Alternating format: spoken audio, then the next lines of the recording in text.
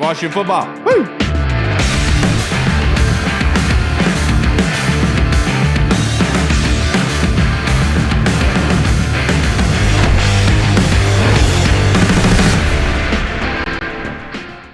Hello, everybody, and welcome to the Burgundy Zone. I am your host, Kyle, and I'm joined by my two co-hosts, Michael Hall and Michael Reed. But we are joined by a very special guest, Jamal Forrest, writer and podcaster for the Washington football team. Jamal, thank you so much for coming on for us, sir. Thank you. Hey, thank you. I appreciate it. I do want to say before we get started, man, I don't know how long we've been following each other, the Burgundy Zone itself. But ever since I've been following you, I guess I'll pay it forward now before the end of the show. You guys have been showing a lot of respect and a lot of love to me. So I'm glad to chop it up with you guys for a minute. For sure. Talk a little Skins football or Washington football team. Football. I guess that's the right way to say it. So yeah, I really appreciate the opportunity, and I'm glad to talk to you all today. Absolutely, and you are one heck of an account to follow. I'm not going to lie. I really do appreciate your input onto a lot of things because you do bring a lot of wisdom into the conversation. And speaking of wisdom, one of the first things I wanted to talk about today, before we get into the fan questions, our predictions for the game, Jamal, I want to talk about one thing. After we recorded on Tuesday, there was a tidbit thrown around the stratosphere, and that was that Trent would be open to coming back for the Washington football team. Jamal, would you be open to that? So look, the short answer is yes, I will be open to it. The longer answer is, well, actually, I have questions because this is my first time hearing it. I don't know the source of this information. That's the way I process things. Right. Was this fan news? Yeah. Look, was this fan generated or was this something that was like a legitimate source? And I could give you two answers from that regard. Again, short answer, yes, I will welcome him back.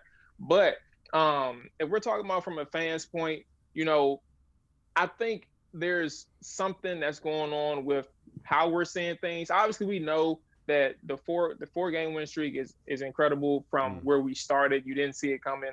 Nobody's seeing it coming, especially the teams that we beat. But then you see the success and you're like, all we need is X, Y, Z. All we need is, this person. All we need is a quarterback. Obviously, we need a quarterback. But you're saying all we need is these things. So you look at Trent Williams, you hear that he's doing okay in San Francisco. You see Jordan Reed is doing okay in San Francisco. Everybody has no issues with Jordan Reed. But you're looking at the offensive line with Washington, and you're like, man, if only we had better play at this position, we don't have anything to worry about. I welcome him back, but it just doesn't make sense. And why would you even want to go back and revisit that history, especially for a guy who doesn't want to be here? Like, he had an issue with the organization. Obviously, the people are gone, but at this point, it's like the bed is made. He had his time. He had his time here, and I have unlike other people who on Twitter who's holding this grudge against him, I have no problem with Trent. I have no problem with how he handled everything. That's his prerogative. I respect it. Some things he may have said that it's like, okay, you're not consistent, and that's something that people don't really like, and it agitates them because they supported him for years. But the bed is made. I personally would welcome him back if he wanted to come back and it was to fill him with mutual Washington. But like in the grand scheme of things, we have other people to worry about. We have other people that can fill his void. We don't need Trent Williams to be good. Right. I'm right there with you. At first I was kind of hesitant when I heard that because the way things went down, but then I looked at it in the way that Trent might be, and that is I made a mistake. I thought that I was going to a Super Bowl contender. I thought I was going to a really good situation, and now I see something developing with the Washington football team and what I wanted to see this entire time, and he wants to get back on that train. Now, that being said, getting back on that train comes with a price tag, and if he's not going to sign a contract with the San Francisco 49ers, and he is going to resign with the Washington football team, there's going to be some negative money attributed to that. You're going to take some money off of it if you want to join this team because we're going to have to put some money into the defensive line and the defense later on down the road. So if he's willing to play ball, 150%, I'm always down to welcome Trent, and I feel like he wants to get back in the good graces of fans for the Ring of Fame. What about you, Reed? Would you welcome him? I was always the biggest Trent Williams fan for a long time. I mean, granted, everything that happened I know it rubbed a lot of people the wrong way. It rubbed me the wrong way. And everything that went down with him. In a way, I don't blame him. But in a way, I'm also like, dude, you didn't want to be here. Bye. Be gone. You're gone. It's over with. It's done. Mm-hmm. But then the reports are saying that he wants to come back. And I think more than anything, this is just kind of a shot of confidence to what Ron Rivera has done in creating this culture. And it's like, absolutely. Trent couldn't wait to get out of here. He forced his way out of here. He was like, I'm not even going to play it down for you guys. Like, I don't care. I'm not playing for you guys again. And now all of a sudden the rumor is that he would be open to coming back. I think it's a testament to how well Rivera has been. For the right price, I would love it. But at the same time, he's going to demand a lot of money. Granted, he is a great player, but we're getting by right now with Cornelius Lucas at left tackle, who's actually playing very well. Yes. So for the right price, for sure, you can't not welcome Trent Williams. But at the same time, we have other needs. Yeah. What about you, Hall? Yeah. I'm kind of with all three of you where I would welcome him back, but at the same time, I'm kind of over it by now. Like, you didn't want to be here in the beginning. You made up all this other stuff about, like, you wanted this, you wanted that. It was this person, that person. Then you said you wanted money. Right. So I'm kind of just like, I'm over it. And I mean, he's kind of getting older now. I mean, I know he's been injury prone in the past. I don't think he's been injured this year other than, like, being out for COVID or something like that. So that's good for him. But I just feel like we've been down that road before, and I'd rather get younger at the position rather than getting older. Yeah. And that's a great way to put it, Hall. Probably the most level-headed viewpoint on it. Now, let's move on from the 49ers game. We don't need to waste any more time on that game. That was a fantastic game and a great win. Against the Seahawks, going against a very good team. Defensively, they lack a lot. But what is one player that concerns you the most, Jamal, that's on the Seahawks? Oh man. So it's two people actually. The first one, like, just think about what he did to us last year. He complete. Now our offense in itself and our team sucked, but he completely ruined the game. Any type of game plan that we had, he ruined it, and that's Jamal Adams. That's the first person. Right. The second person is Carson. 8.5 sacks so far this year for him. Yeah. And I think he leads their team. Which is just crazy. NFL record for DBs already. Yeah. So first is Jamal Adams for the obvious reasons. And then Carlos Dunlap. I think when we look at this defense, and I was actually talking to my guys yesterday on our pod that though the defense, statistically, you look at the defense, you'll say, looking at the numbers, you'll say, I ain't worried about this team. You know what I'm saying? We need what, like 17, 20 points. That's all we need. But take into account the last 4 games.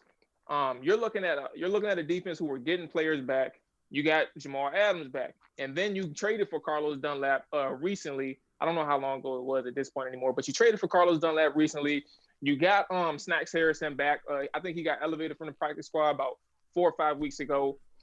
You're getting people back healthy in the secondary. It's not as sweet as people would imagine it to be, as it used to be in the middle of the season. That's not the same defense that you're looking at. I'm on my phone right now, so I can't even tell you the numbers. But if you look at the games, maybe one of you all could do it. Look like that's 4 or 5 games and see how much yards they were giving up. Outside, the outlier would be Arizona, and even still, they didn't give up that much. So with that being said, you're looking at a defense who is trying to turn a corner, and I believe that they're doing that. But more importantly, they're doing that against offenses similar to ours. They're not that good, and now you got an offense in us.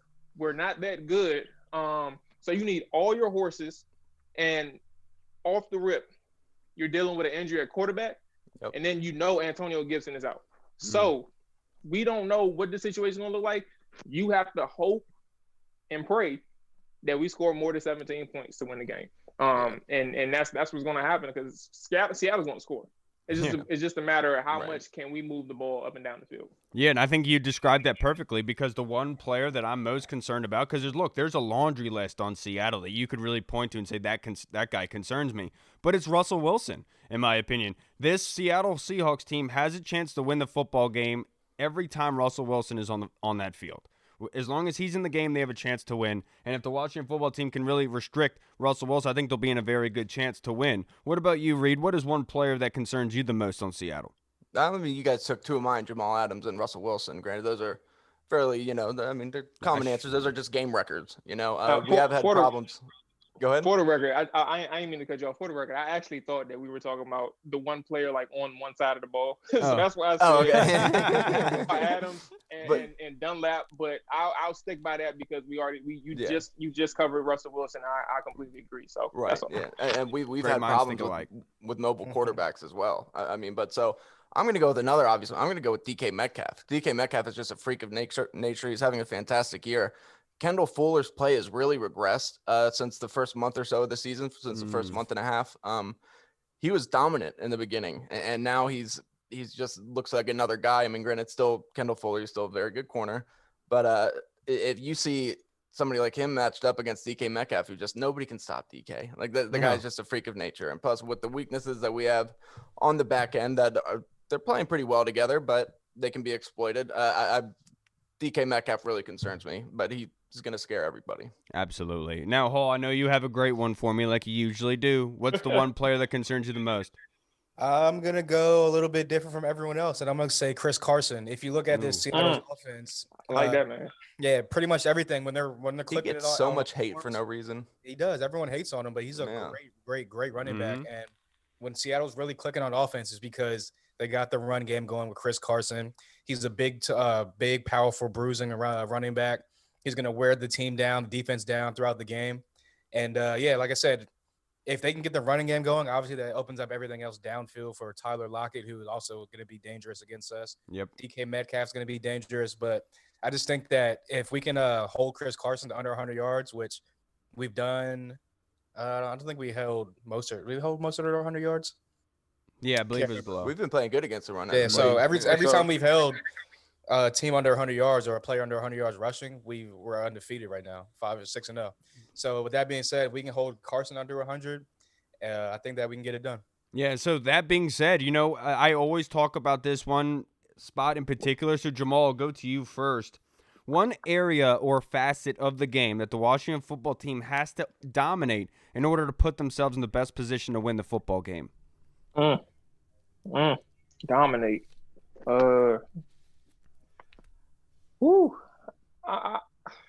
It's a layup of an answer that I'm about to give, but do it. I truly think in order for any type of chance to be had with this team in terms of Washington, I think you have to dominate the line of scrimmage. Yeah. And you're going to have McKissick back there, who I truly respect because he's having a career year for him. Like he's I think he's fourth at his position in yards from scrimmage per touch average. He's like fourth behind Kamara, Swift, and Chubb. So like he's up there in terms of his production from yards from scrimmage, and I like what he's doing, and I have faith in him to be able to run the ball. Obviously, you don't want him to have 15, 20 carries. 15, 20 touches, fine. 15, 20 carries, that's a little there. But my whole point behind that is you have to have some sustained ground attack against Seattle because both Haskins and Alex Smith, whoever's playing, they're going to need it. Yes, they're going to have to have they're going to need some type of way to get Jamal Adams from the line of scrimmage because there is no doubt in anybody's head that he is going to have an impact on the game. So how do you eliminate him? You have to find a way to, first off, control the ground game, but also be effective in your run play actions, all that type of stuff. You have to find a way to be effective, but also hit your marks too, because the only issue with both quarterbacks, at least the last two games, when I talk about Alex, and then last week, he only had a couple opportunities, but it's the accuracy. Yeah. You're looking for wide open receivers and you're not hitting these guys. Yeah. So you have to be effective. You have to make sure that you keep Adams honest, but also the cornerbacks who are very good. Shaquille Griffin, I think he's back this week. And then I think Dunbar, from what I'm hearing, Dunbar is actually back too. Yes, he is. You have to have some type of consistency at the line of scrimmage, and that's where I think the matchup is going to be won or lost. Yeah, and yesterday, the Washington football team signed Lamar Miller off of the Chicago Bears practice squad. A lot of people start reading the letter on the tea leaves and thinking that had something to do with Antonio Gibson. Jamal, what is your opinion on that move? Do you think that was the right decision, as Coach liked to say it was an insurance policy? Yeah, I think it was. I think it was smart. In terms of the player, I don't know. I know who Lamar Miller is, but his last couple years, if it wasn't plagued by injury, it was just lack of production. It wasn't really out there too much. But in terms of having that insurance policy, as you stated, yeah, I feel like it was smart. Antonio Gibson is dealing with a turf toe, and just from the track record of those injuries, they don't just go away after a week or two. They linger. Yeah, exactly. They linger. So having him in place for the setup of next week on for the next 2 games, Carolina and Philly, it's going to be important. I know one thing for sure. I cannot deal with Mr. 2 yards per carry. I can't have Who him. are you talking about? Peyton Barber. Peyton Barber. I can't have him having 15, 20 carries a game because he's only going to average 40. He's going to have 40 yards a game. Right. Yeah, 30 or 40 yards a game. I can't do it. So I would rather take Lamar Miller, a guy who has a track record of having some big games. I would take him at 29 years old. Look, put him back there, see if he can get 3-4 yards a carry. Per game. So that's all I need down the stretch. Somebody who can consistently tow and then have that little sprinkle of 2 yards when you need it. That's all I need. Yeah, look, the way I looked at it, as if I know that I'm going to seem crazy, but I feel like this, when Coach says it's an insurance policy, it almost makes me think that AG is going to play this weekend. And the reason that they signed Lamar Miller is because in case Antonio Gibson's injury actually gets worse during the game. That's just my opinion, because Coach knows how big of a game this is. They're going to trot him back out there, and let's say he does get worse, they have another running back already on the roster that can play next week, that's older, that's solid, like you said. Jamal is not going to, just be a liability, but he can obviously be somewhat productive for you. And at the third line running back position, that's exactly what you need. Now, Jamal, to finish this off, sir, your score prediction for the game on Sunday and the MVP of the game. It doesn't have to be on Washington. Ooh, all right. I hate to do this on my first appearance on the show. But, somebody's got to do it. Look, man. Yeah, I'm about to say somebody got to do it. I guess. We've won each time. We're 4-0. Yeah. I think my issue with this game, it has literally nothing to do with the actual team. I just think that we don't have the horses on offense. And that's just where we are this entire season. I just don't think we have the horses on the offense. The good thing, I'm going to get my score prediction, but the good thing is this is one game. You only, at this point, the way the Giants are going, and it's unfortunate, the Giants screwed themselves up by allowing Daniel Jones to come into to start the game last week. Yeah. So now you're behind the 8-ball, and you have to win against Cleveland with Colt McCoy, when you could have just started Daniel Jones this week against the Browns. Now you're behind the 8-ball. Point being is, even if you lose this game, you have 2 more opportunities to win. And you have the Eagles and you have the Panthers. And that's a situation where it's like, it's okay if you lose this week. Don't be, in terms of the fans, like, just don't be over dramatic. It's okay. Yes, don't be over dramatic. It's okay. With that being said, God is losing. I'm sorry. We're probably it's looking like 24-27 or either 24 or 27 to like 13 or 14, because it's going to be hard to put up some points against this defense to me. And I hope I'm wrong, but I do think this is just going to be a tough offense to stop. But at the same time, where are we going to get our points from? I just don't see it. Yeah. Who's your MVP of the game? Who would you predict is going to be the MVP? Oh, Lord Jesus.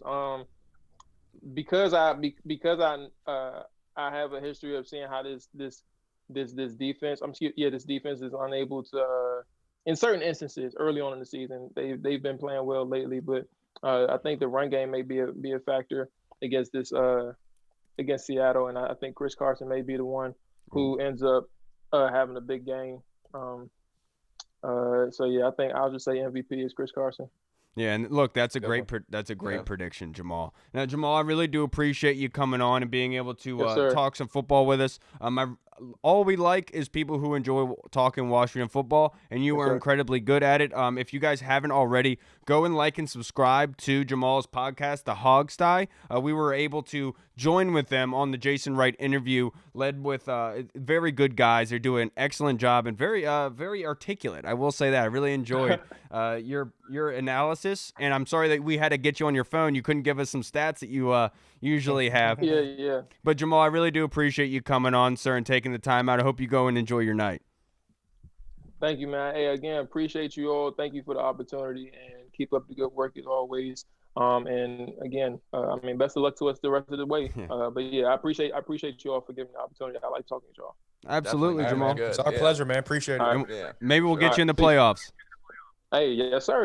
Hey, I like that. All right, y'all. Talk to All you. right, Jamal. Have a good night. Take it easy. Peace.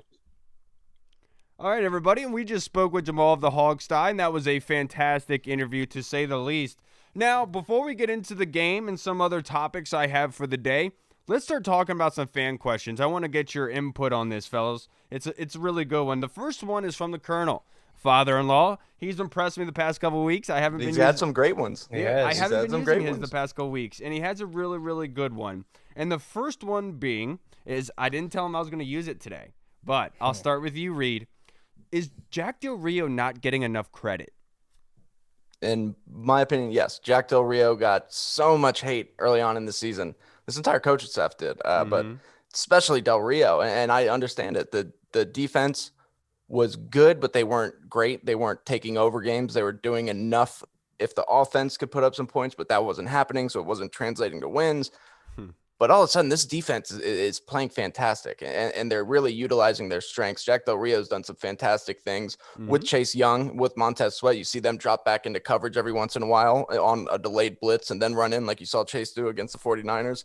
You really are starting to see some pretty unique designs from Jack Del Rio, and it's worked out to our benefit. I know that the last 3-4 offenses we faced haven't been, anything too special, especially without Joe Burrow out there, but it's I think, Del Rio, he got so much hate in the beginning of the season. You got to at least keep that same energy if he's doing good. I mean, this defense is why we're at where we're at right now. It's strictly because of this defense. That offense laid a goose egg last week. If they come out anything like that this week, we're done. Yeah. So. And I definitely do, Colonel. I really do think that he's getting overshadowed. He's not getting enough credit, and I hope it stays that way. I said it to my father-in-law the other day, and I said, look, the last thing that this team needs right now is Jack Del Rio getting a whole bunch of publicity and then him walking next year, going to a different team because the team is so in love with what he does. So I would rather him stay along next year, not get any credit. That way he can continue to develop this defense and go the extra mile. That being said, I also think Chris Harris, the secondary coach, is not getting enough credit as well. They started out very poorly early on in the season. They have gotten better, a lot better up until this point. We can all talk about the chicken or the egg. What is the reason for that? But I think that they don't get enough credit as well. But absolutely, Jack Del Rio deserves more credit. I just hope he doesn't get it because I'm selfish. What about you, Hall? Yeah, I'm with you guys. I think that he gets overshadowed because a lot of people just attribute all the success that we're having right now to Ron Rivera and the culture change and how he's getting the most out of these guys. But like you said, the defense has been carrying us through his winning streak. And even if you go back to the numbers and look at the numbers in the beginning of the season, this defense wasn't really that bad. It was mostly the offense putting them in horrible positions. Right, like they were last week. Yeah, exactly. Like putting them on the field a lot because of all the 3-and-outs, all the turnovers, blah, blah, blah. So I definitely think that Del Rio is getting overshadowed. And, I think that he's going to continue the success. And it just took a while to kind of feel out the players, know what their the strengths are. And now he's putting them in the best positions to succeed every week. Right. Absolutely. Kyle, to your point, I will say one good thing about Del Rio is the fact that he's had so many head coaching opportunities that it's almost like nobody's going to offer him another one right now at this point. As good as he's been. No, hey, I know, look, but people are talking about Marvin Lewis, New York Jets. I know. You can never count anybody out. If Marvin Lewis is still getting considerations, you best believe Del Rio. If Raheem Morris was still getting considerations after all that, come on. If Mike McCarthy gets a head coaching job, I'm pretty sure anybody can. And look, I know the guy won a Super Bowl, but the guy was getting massages. He didn't win a Super Bowl. Meetings. Aaron Rodgers. Come on, dude. That guy is not very motivated. Now, the Colonel's next question. How do you see Pete Carroll and Brian Schottenheimer adjusting Seattle's game plan against our defense since Russell gets sacked a lot, Hall? Like I said before, I think that they're going to rely on the run a lot. They've gone through the whole let Russ cook experience. They've realized that didn't work as much or as well as they thought it would. In the beginning of the season, obviously it was, but you've seen Russell Wilson kind of falter through these past couple of weeks due to him trying to do too much. And I think that with Chris Carson being back in the lineup, he's become a little bit more healthy this week. I think that they're going to rely heavily on him and get back to that kind of Pete Carroll's ground and pound style of gameplay, rely on some defense, and hopefully or in his opinion, hopefully get it done. But I see otherwise.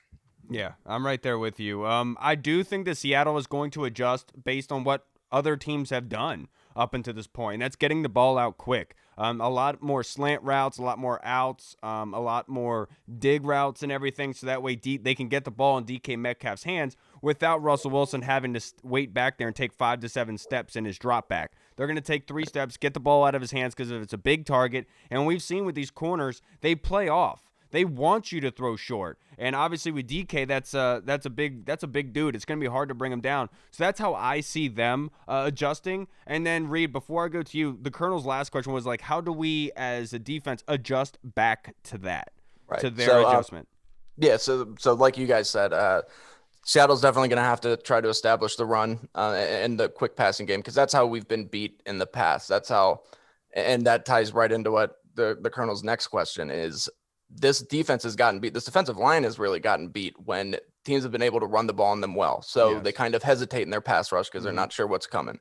And what they need to do is no matter what is play the run on the way to the quarterback. So you're going after the quarterback. If it's a running play, you're turning around, you're doing what you can to stop that play and kind of letting the linebackers do their thing. But you're playing the run on the way to the quarterback. So you want to get after the quarterback. You can't let because that quick passing game and the running game when they're working, it kills this defense. So you gotta counteract it in some way. I think that's really the best way. We're too talented. These guys can do that. Chase Young does it every play. So. Now how does the Washington football team defense adjust back to that, Colonel? And that's by gap integrity, having wide lanes, making sure that Russell Wilson does not get outside the pocket, because the one thing about Russell, he's a fantastic quarterback, but he is a shorter quarterback. If you get your paws up there, there's a very good chance you can deflect it. The issue being is you have to contain him inside that pocket. If Russell gets outside of it, that's when he comes really, really dangerous. Keep him in that pocket, get your hands up, swat those balls down, make sure he does not beat you with his legs. Contain him in that pocket. I think they'll be in a very good position. Now, what about you, Hall? How does the defense adjust back? Yeah, you just hit all those great points. Like definitely, like you said, continue to get your hands up like they've been doing these past couple of weeks, swat as many balls as possible. I think Ron Rivera was the one that's had the quote where he said that if there's a lot of our color jerseys in one area, that's a bad thing because that means they're out of their lane, out of their line and integrity, out of their responsibility, out of their gap integrity. And obviously with a guy like Russell Wilson who can run around, scramble, get outside the pocket, you got to be not really overly aggressive, but like you got to be aggressive but still disciplined is what I want to say. Aggressive but disciplined, and like I said, just try to keep him in that pocket and force him pressure into his face so that he can't really see him being a shorter quarterback. Right. Yeah. The good thing is Montez Swat and Dikembe Payne have been on their game lately, swatting down balls. So the Dikembe Payne, I like that. Thank you so much, Colonel. Those were great questions. Now Burrows, from the UK, has some great questions for us. 2 of them. The first one being, what sports do we like outside of the U.S.? Hall, I'll go to you first. Don't know. It's a tough one. I know. You don't. I don't. Simply, you don't. Yeah. What about you, I Reed? mean, look. If every 4 years when the World Cup comes on and the U.S. is in the game and the World Cup, I'll watch like some U.S. games. But I play FIFA. I don't know. Does that count? No. Yes, of course it counts. But what's your favorite team if you had one outside the U.S.? Are you Barcelona? Are you Madrid? Chelsea? I like who do I use in FIFA? It's been so long since I played. Shit. So I'm a fan of Chelsea. Yeah, Chelsea. No, I like Chelsea with Drogba. With Drogba. Yeah. No, honestly, Burrows, I'm not a big fan of anything outside the U.S. really, but I am a Coys fan. Coys, Tottenham Spurs. That's I just love sports here, and I'm just so involved with the Washington football team. It's hard for me to like other sports at this point. What about you, Reed? Yeah, I'm kind of right there with you guys. I mean, I guess technically it's an international sport because there's guys from all over the world competing in it. But UFC, of course, I love that. But yeah, You like don't you have guys. a favorite cricket team? No, I do. That's what I was about to get into. The India cricket team is just no, but Dominant. yeah, no, like also the World Cup. I think the World Cup's one of the most exciting things in all sports. MXC. But here's a little story for you, That Burrows. was my show. On Thursday, it had to get cut out of the podcast because there was That's an funny. issue. But so Kyle came to drop off the onesie. You already And told this. yeah, but it got cut out, remember? Because that was on Thursday. Oh, yeah, you're right. Yeah, It did yeah. get cut out. So Kyle came to drop off the onesie, and Kyle was like, "Yeah, dude, I just put it. There's a package. Put it under the package. You're good, man. Have fun. I hope you like it." And I was like, "All right, cool." And went out there. There was nothing. There was nothing. I waved to the guy and everything, too. It turns out Kyle dropped it about 3 houses down, and right now I'm having too much anxiety to go knock on their doors and be like, "Hey, did you happen to get a baby onesie? And you don't have a baby?" The guy was standing behind a glass door. I figured it was you. I was like, I even blew him a kiss. You know, I blew him a Did kiss, you too. really? Yeah, I did. I swear to God. I blew Oh him a my kiss. God, that's He's so probably awesome. like, what the hell? He's Yeah. probably like, "Is this guy sending me signals that he wants to adopt a kid with me? What the hell's going on?" No, but thank you, Burrows. So, Burrows actually has another question. It actually was a huge topic in our little group chat the other day. What is our comments on the Kyle Smith situation, on him being appointed to GM, possibly not being appointed and moving on to another team, and how would we handle it? Hall, I'll start with you. Yeah, I said on Twitter that I would be unbelievably pissed. Obviously, you've seen Kyle Smith's track record over these past couple of years and these past couple of drafts. All the offseason signings that we had this season have been all home runs, and I would just be really, really, really sad to see another young, up and coming, budding coach, front office type of person lead this organization because they were too blind to see that, or I guess too blind. It's not even, I don't want to say dumb, but too selfish. blind. Too selfish and too blind to kind of keep the guys in house. And I know like Ron wants to bring in his own guys, and he wants to work with someone that like reports or that someone that doesn't really challenge his personnel decisions and is going to really go along with his decisions. And but yeah, I just think that Kyle Smith's done a great job, and to see him go, at least make him like an assistant general manager, give him like some type of promotion. But just to see him totally go from an organization, I would be pretty pissed. I'm going to be honest with Burrows. I was arguing with Hall the other day because I don't believe it for a second. I really don't. Career said it today. Yeah, the one reason being is because, Ron is going, in Jason Wright's interview that we did with everyone, he talked about how involved Ron is with all the football operations. No decision is made without Ron's input on the football side. And that being said, I don't think they can have this conversation until the offseason. They've won 4 straight. They're fighting for a playoff spot. This is not the time for them to kind of discuss if Kyle Smith will be here next year or the future. That is a topic for the offseason. So these reports coming out that Kyle Smith might not be back, I'm not putting that much stock into it. To be perfectly honest with you, the team is on a roll. I don't want to start any negative kind of energy with the team. I don't think it's honest. I don't think it's true. Because the one thing that has been a bright spot for this team for the past couple years have been the drafts. And a lot of credit can be attributed to Kyle Smith's scouting and his scouts doing a very good job. I just don't think in Ron's first year the smartest thing to do is to get the guy who's been drafting well out of the building because he doesn't want to have another voice in the room. I think that's short-sighted, and I think Ron is a lot smarter than that. And that's why I don't believe it. I just don't think right now is the time that they want to discuss that. What about you, Reed? Yeah, I mean, I'm hoping that that's the case because I want to see Kyle Smith stay here. Kyle Smith has done a fantastic job drafting over the years. So I would legitimately be upset. Like, you saw the way him and Ron worked so well together during this. It was such a weird draft, but the way that Ron kept complimenting the way that they communicated and his football knowledge, and like he's found some gems in these last few classes. Like, this guy can evaluate talent, and if you get him out of here before this is going to be such a weird draft with no season. Some conferences having no season and shortened seasons and COVID, and a lot it's going to be so weird that you need somebody who really.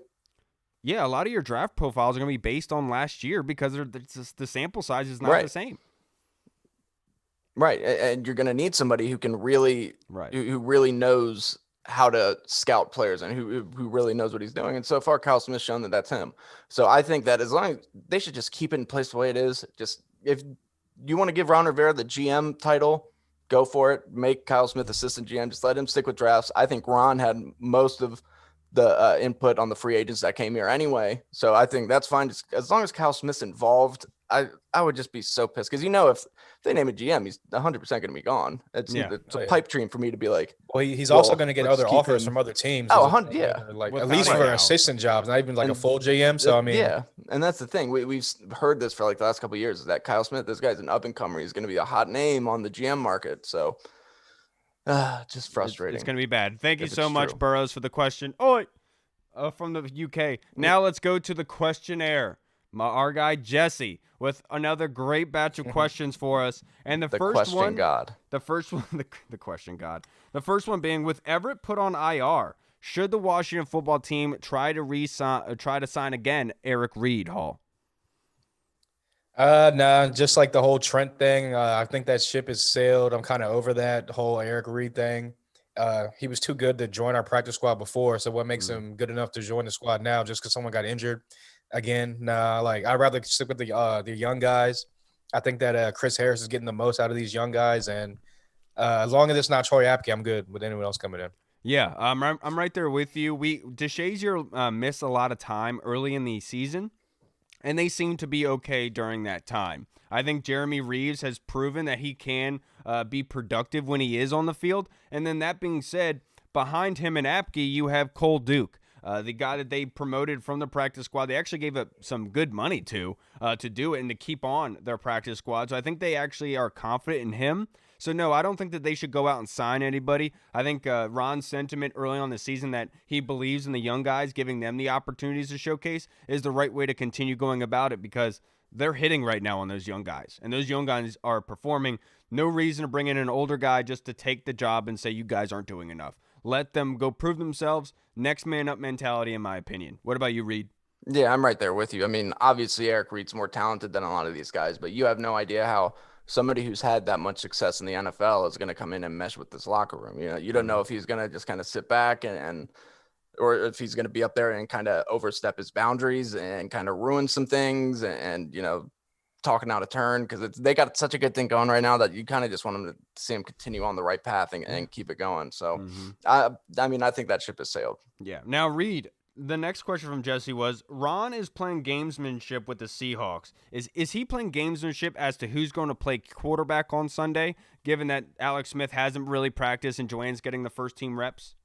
No, I think this is a legitimate thing going on right now. I think they really don't know at the moment. I think they have an idea, but I really think that this Alex Smith thing is something that could linger for a little bit. I mean, I read an article about a doctor saying, and this isn't just because he's getting tired. It's because he doesn't have muscle in his leg. He doesn't have a muscle there. And so I don't think that he's just trying to Bill Belichick these guys. I think that it's really an actual concern right now. And that's unfortunately just the way that it is. Now, I do think that Ron is playing gamesmanship with them because Ron talked about last week with Antonio Gibson heading into the 49ers game. He didn't want to tip them off to who was going to be playing running back. He wanted to leave that option open. And I do think that Alex is going to play because they have to bring an edge to this. And I wholeheartedly believe that Alex is going to play on Sunday. He doesn't need the reps. He understands the offense. He gets it. He can step on the field and do well. The issue being, is the leg healthy enough for him to be able to make those throws? He talked about early on that game last week that calf was hurting so much to the point where he couldn't do the mechanics necessary to make those catchable footballs. His inaccuracy obviously was due to the calf strain. If that's going to continue, then yes, I don't think that he should play at all. But if he's healthy, he's not feeling anything, if he gets that thing in the side of his leg, the little IV, and he's good to go, I think he can play. But I do think that Ron is very smart, and he wants to make sure the Seahawks are game planning for Haskins and for Smith. What about you, Hall? No, I don't think he's doing any gamesmanship. I just think it's like legit. Like you said, Alex Smith, he doesn't need the reps. He knows the offense. He knows where to go with the football, like pre-snap and like during the snap. So it really just comes down to like him doing the treatment, doing his rehab. And I do think he truly is going to be a game time decision on Sunday. And so I just think that they're giving Dwayne the first team reps just in case that something happens, like say 11 o'clock or whatever it is, 11:30 when they turn the injury report in on Sunday. So I definitely think that there's no gamesmanship. It's just like legitly Alex Smith just needs the rest and Dwayne needs the reps. Yeah. How confident are you guys if Dwayne has to start on Now, Sunday? Can you, my goodness, you just got to jump the gun, don't you? I hacked into your camera and I saw the next question. No, Jesse's next question was, if Dwayne starts, it's the same type of thing. But if Dwayne starts, what do we need to see from him to make a decision to keep him next year? So what do you need to see out of Dwayne this weekend to kind of prove to you that he should be around as a possible starter next year? One thing that I will say about Dwayne is I think at first he handled this terribly. At least that's what was being portrayed through the media. I have no idea actually how true that was. I know I was super hard on him, but I will give him credit, man. You haven't heard much about him or anything. He seems to always be the first guy there picking up Alex Smith. He tweeted out that Alex Smith deserves comeback player of the year, no question. Like, he seems to be doing all the right things. Is that getting noticed by Ron Rivera? I think so. I hope so, but I don't know. They're not married to Dwayne. Dwayne's not their guy. So unless he comes out here and plays very well and he keeps the ball rolling, they end up making the playoffs. I think Dwayne's time here is done regardless, which just is what it is. Honestly, Jesse, what do I need to see from Dwayne to convince me that he should be here next year? And the one issue being, I talked about this with Hall earlier in the week. In that game against the 49ers, when Dwayne was in there was delay of game penalties all over the place. Zero football IQ. In crucial situations. And that is where it's kind of the organizational mindset being, come on, guys, let's get on it.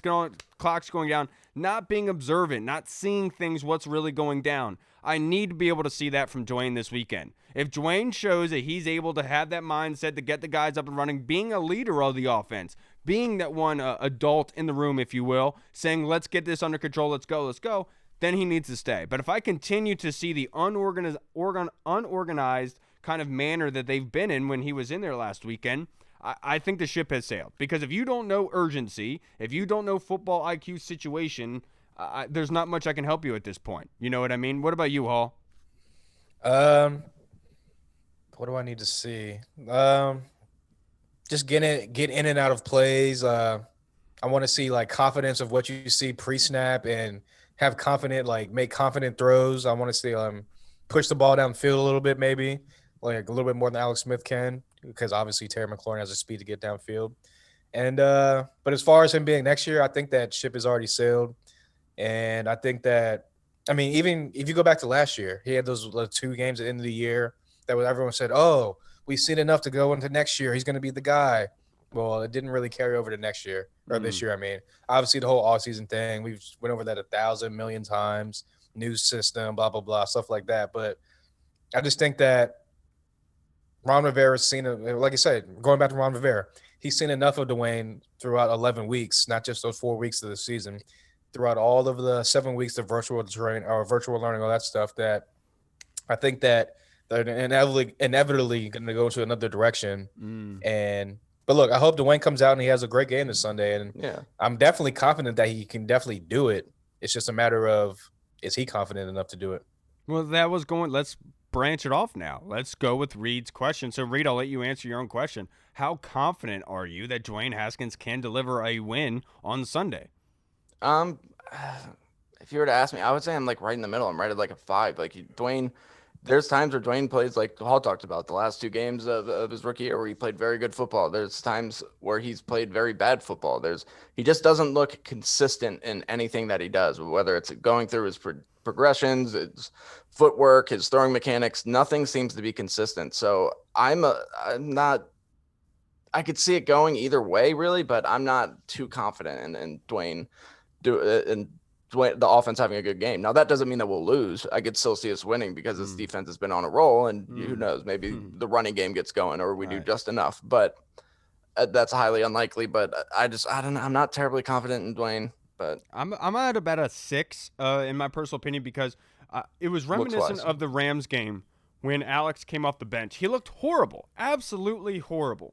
But after a week of practice as a starter, he looked a lot better. So that I think that Haskins will look a lot better, given that he has been able to get up to speed with the wide receivers. The question becomes, can the offensive line block enough for Dwayne? And can Dwayne get the ball out quick enough for that to happen? And I am confident that can happen. It's just you never know. The consistency is there. That's why I'm at a 6. If he was more consistent, if his mechanics were fluid, I would 100% understand. Last week, his mechanics were all over the place. I know he just came in out of nowhere. He wasn't really expecting it. I'll give him that excuse. But this week, there is no excuse. This defense is playing top of the line. Offensive line is playing incredibly well. You have a possible future Pro Bowler in Terry McLaurin, and Logan Thomas is playing better right now. So this is the Dwayne Haskins game. If he's going to impress, it has to be this one.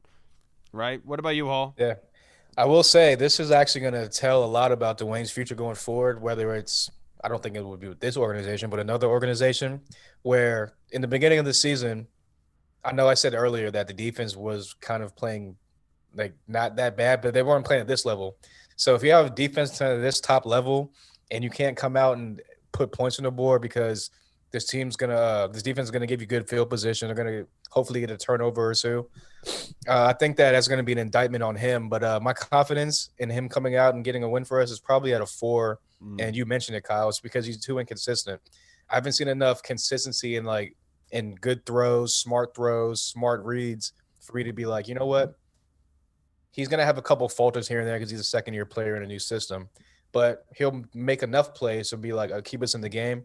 And I just don't think that he'll make enough plays to keep us in this game. I think the defense will make enough plays to keep us in this game. But I don't think the offense and Dwayne is going to be functional enough to get it going. Yeah, and so thank you very much, Jesse. Great questions as usual. Now let's go on to our other questioner, Tony the Tiger. Tony Shivers, always commenting for us. Does Terry have a rebound game, and how big of a game does he have against the 32nd passing defense in the league with the Seahawks, Reed? Of course, I hope that Terry has a rebound game. I think we've all been kind of disappointed with the way that he's been utilized. But look, last week against the 49ers, it was all on the quarterbacks, man. I think that it was just so hard for them to get anything going. Like you said, Alex just wasn't Alex. If he's not healthy, he should not start because he just wasn't there. He didn't have anything behind any of his throws. He wasn't getting the ball on the mark at all. They need to try to get Terry involved. Can Terry do it?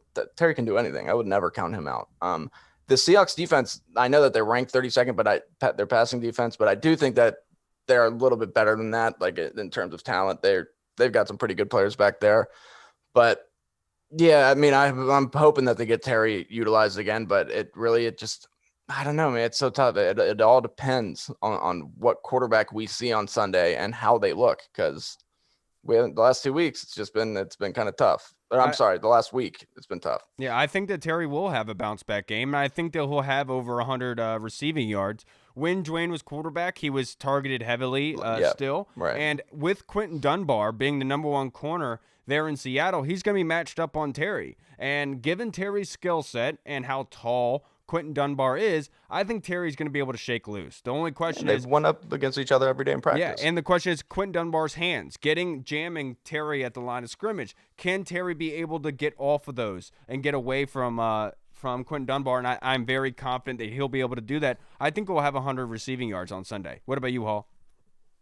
Yeah, I definitely think that I'm with you. He'll have a bounce-back game just because, like you said, that's Dwayne's guy. Dwayne targeted him heavily in those first 4 weeks of the season.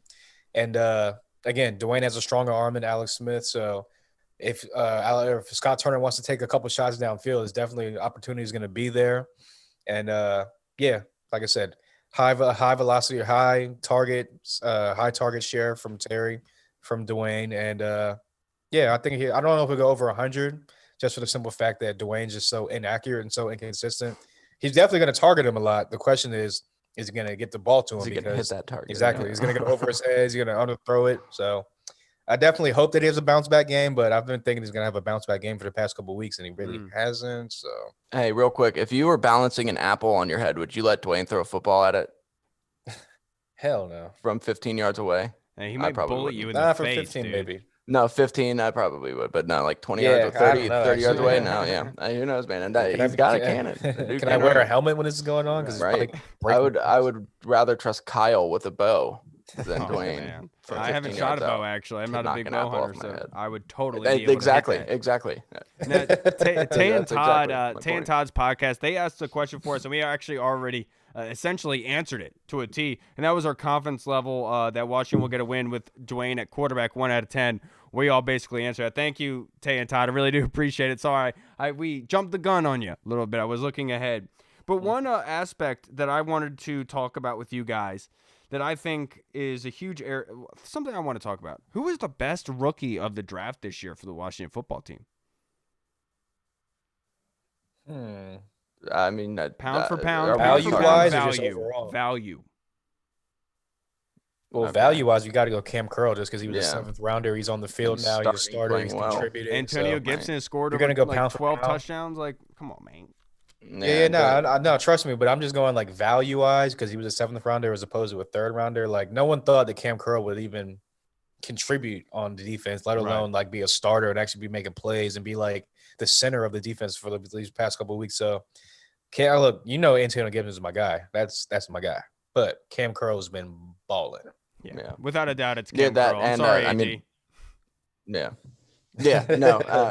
But just obviously, clearly, we all know Chase Young is the best rookie on the team. That's not even a question, obviously. But yeah, Cam Curl, 100%. Cam Curl's completely outperformed his draft position, and he's actually become the center, like Hall said, the center point of this defensive secondary on the back end. He's making plays, man. You got to be proud of the dude. Now, what is an overlooked player that could possibly ball out for the Washington football team this weekend, given their matchup against the Seattle team? It's somebody that keeps being overlooked. It's Chase Roulier. Chase Roulier is not getting any love whatsoever from the national media. And when he's PFF's 4th highest rated center for over the entire season, he's played fantastic. If Chase Roulier has another good game and we can begin to run the ball, if Gibson's not there, I think that'll be huge for whoever's at quarterback, establishing the run. Chase Roulier, I think he's somebody that always gets overlooked. And if he has another big game, this running game could be in for something big. Huge offseason coming up for Roulier, too. He's at the end of his rookie deal. So hopefully they're going to re-sign him and bring him back because, like you said, he's playing at top 4, top 5 level center play right now.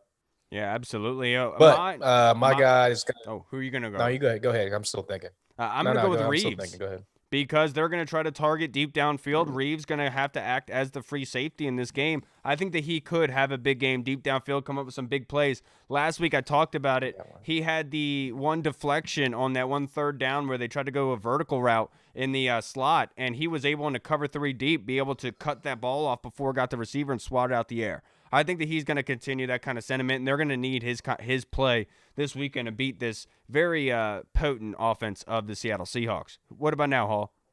Yeah, I'm going to go with the combination of Jimmy Moreland / Ronald Darby, just because I feel like obviously Kendall Fuller is going to be matched up on DK most of the time. And they're going to be probably rolling coverage of DK, double teaming him, stuff like that. So it's going to be a lot of one-on-one stuff for Tyler Lockett, which is going to go to Jimmy Moreland out the slot or Ronald Darby on the other side of the field. So I think that they're going to have huge games against Tyler Lockett to contain this high-powered offense. Yeah, and so let me bounce this off of you guys because you guys all messed up. And I was going to go with him, but I thought somebody else was going to take him. But earlier we talked about somebody whose play really concerns us for the Seattle Seahawks. Bobby Wagner, the middle linebacker for the Seattle Seahawks, is rated the number 1 linebacker by Pro Football Focus in the league right now. He's fantastic. The guy is very good. He's an incredibly good covering linebacker. That's why they're one of the toughest teams against tight ends.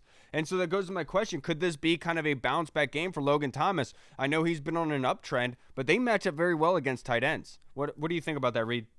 Yeah, I mean, it's tough. Bobby Wagner's the best linebacker in football. KJ Wright's another very good coverage linebacker. He's somebody who can go out there and he'll make some plays every once in a while. I would love to see them continue to get Logan Thomas involved. I think that the offense really needs Logan Thomas to really keep running. If you look at it, our biggest offensive outputs so far, there's been times when we've been getting Logan Thomas the ball regularly. Right. So somebody, especially if they're going to get Terry involved, you have to have somebody to catch passes when Terry's not open. And Logan Thomas, I think, is that guy. He's just too big, too athletic, too smart of a football player, and he's really coming into his own. What about you, Hall?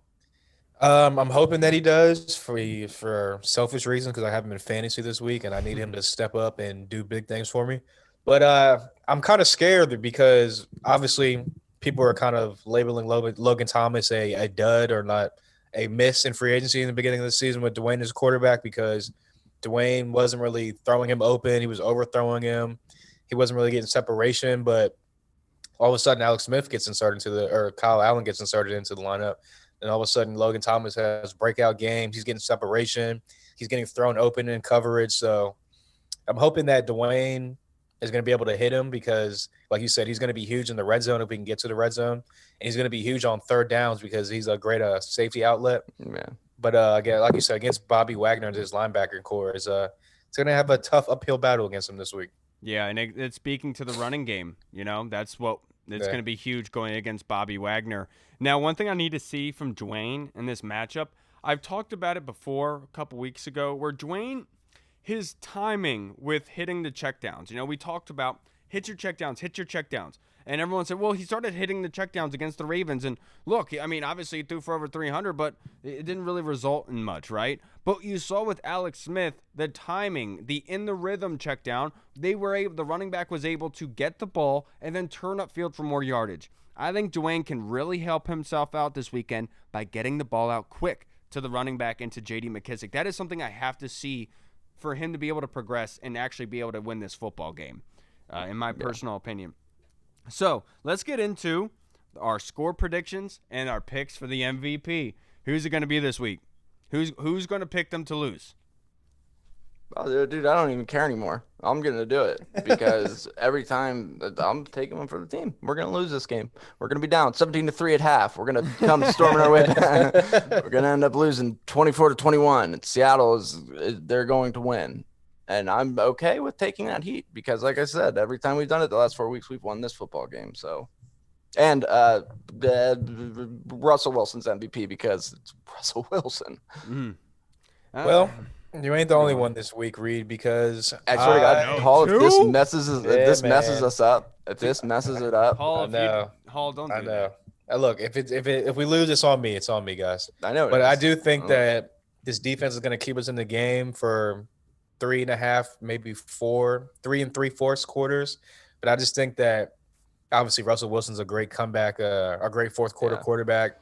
He's a great 2-minute quarterback, and he's a great crunch time quarterback.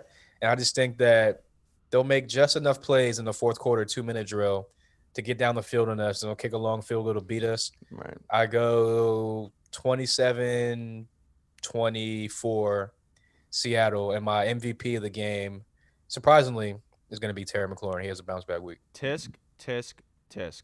You guys, just all this negativity. I think the Washington football team will win this game. I think it's going to be very low scoring. We saw from the Eagles, we saw from the Giants how to play Russell Wilson. If you can create a lot of pressure on Russell Wilson, they won't put up a lot of points. This is a proven fact. I think that will happen. I think the Washington football team will win 17-16, and I think maybe a possible special teams touchdown or just a big defensive play to be able to put them in a good position and make it easier on Dwayne in the offense to get the touchdown necessary to win the game. So I think they win 17-16, and my player of the game was going to be Terry McLaurin, but obviously Reed already took that. No, I didn't. I said Russell Wilson. Oh, you said Terry. Oh, you said Terry. I'm Hall sorry. said Both of Terry. you picked him to lose. I don't care. It's messed up. Absolutely messed up. I can't believe you guys did that. I got you, Washington football team. Don't let that. If we're gonna lose, if we're gonna pick a us. week to lose, it has to be this week. So If I'd rather we lose this week than the last 2 weeks. And if then, anybody's got us, it's me taking one for the team for the last 4 weeks. That's true. Yeah. Now, Hall did it once too. I know that Jamal talked about it earlier, and he in his mind, it's a foregone conclusion that AG is not going to be playing this weekend. Do you guys have that same sentiment, Hall? Yeah, I think that they're gonna let him sit one more week. I'd rather him. I mean, if he's not he's not gonna be fully healthy. If he's not at least like 80+% healthy, I'd rather just sit him this one more week, have him for these last 2 game stretch against Carolina and Philly when we're actually really, really gonna need him.